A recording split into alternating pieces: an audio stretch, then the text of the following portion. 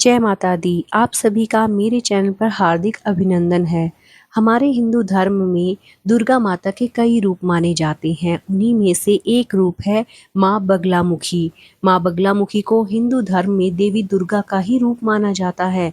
माता बगलामुखी शत्रु का नाश करने वाली होती है, जो अपने भक्तों को शत्रु के भय से मुक्त करती है। माँ बगलामुखी की पूजा विशेष रूप से तांत्रिक अनुष्ठानों में की जाती है और यह माना जाता है कि उनकी कृपा से दुश्मनों का नाश होता है और न्याय की प्राप्ति होती है। न्याय की देवी बगलामुखी अपने भक्तों को सदैव न्याय दिलाती है।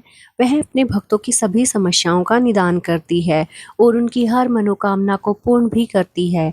देवी बगलामुखी की उपासना करने से भक्त के विवाह में आ रही सभी समस्याएं स्वतः ही समाप्त हो जाती हैं। माँ बगलामुखी की पूजा से विवाह होने में समस्याएं दूर हो जाती है। कुंडली के ग्रह दोष शांत होते हैं और यदि आप किसी रोग से ग्रस्त हैं तो उससे भी मुक्ति मिल जाती है। माँ बगलामुखी की कृपा से धन संपदा भी बढ़ती है।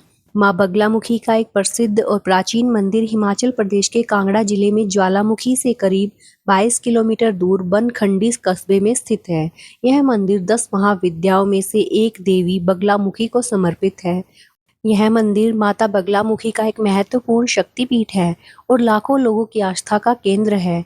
मंदिर कांगड़ा जिले से लगभग 30 किलोमीटर दूर स्थित है और इसे ज्वालाजी और चिंतपूर्णी देवी मंदिर के पास एक सिद्ध पीठ माना जाता है। यह मंदिर पीले रंग का है और माता को पीला रंग प्रिय होने के कारण मंदिर को भी पीले रंग से रंगा गया है। भक्त भी पीले रंग के कपड़े पहनते हैं और पीले रंग की मिठाई चढ़ाते हैं। हमारे हिंदू पौराणिक कथाओं में माँ बगलामुखी को 10 महाविद्याओं में 8वां स्थान प्राप्त है।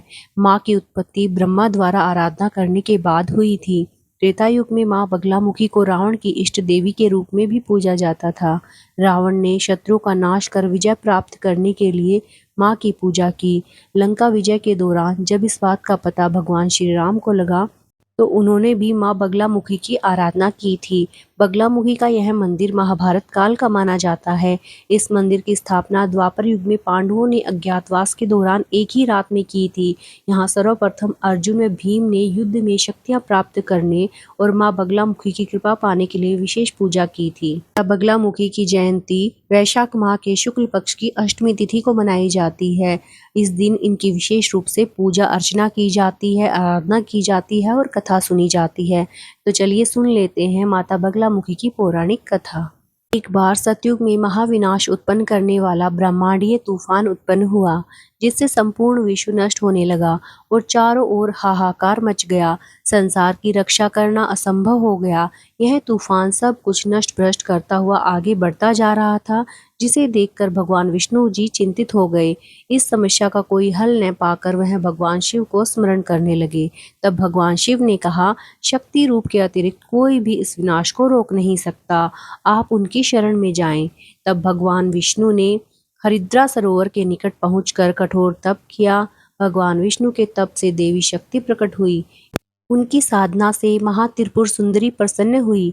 सौराष्ट्र क्षेत्र की हरिद्रा झील में जल क्रीड़ा करती हुई महापीताम्बरा स्वरूप देवी के हृदय से दिव्य तेज उत्पन्न हुआ। इस तेज से ब्रह्मांडीय तूफान थम गया। मंगल युक्त चतुर्दशी की अर्धरात्रि में देवी शक्ति का देवी बगलामुखी के रूप में प्रादुर्भाव हुआ था। त्रैलोक्य स्तंभनी महाविद्या भगवती बगलामुखी ने प्रसन्न होकर भगवान विष्णु जी को इच्छित वर दिया और तब सृष्टि का विनाश रुक सका। देवी बगलामुखी को वीररती भी कहा जाता है, क्योंकि देवी स्वयं ब्रह्मास्त्र रूपिणी हैं। इनके शिव को महारुद्र कहा जाता है, इसीलिए देवी सिद्ध विद्या हैं। तांत्रिक इन्हें स्तंभन की देवी मानते हैं। गृहस्थों के लिए देवी समस्त प्रकार के संशयों का शमन करने वाली है। 10 महाविद्याओं में से 8वीं महाविद्या है देवी बगलामुखी। इनकी उपासना करने से भक्त शत्रुनाश, वाक सिद्धि, वाद विवाद आदि पर विजय प्राप्त करते हैं। इनमें सारे ब्राह्मण की शक्ति का समावेश है। इनकी उपासना से भक्त के जीवन की हर बाधा दूर होती है और शत्रुओं का नाश के साथ बुरी शक्तियों का भी नाश करती है। को कई अन्य नामों से भी जाना जाता है, जैसे बगलामुखी, पीताम्बरा, बगला, वल्गामुखी, वगलामुखी, ब्रह्मास्त्र विद्या। इस तरह माता बगलामुखी को बहुत सारे नामों से जाना जाता है। जय माता बगलामुखी। आपको ये कथा कैसी लगी, ये जानकारी कैसी लगी, मुझे कमेंट करके ज़रूर बताइए और मेरे चैनल को लाइक, सब्सक्राइब और शेयर कीजिए। जय माता दी।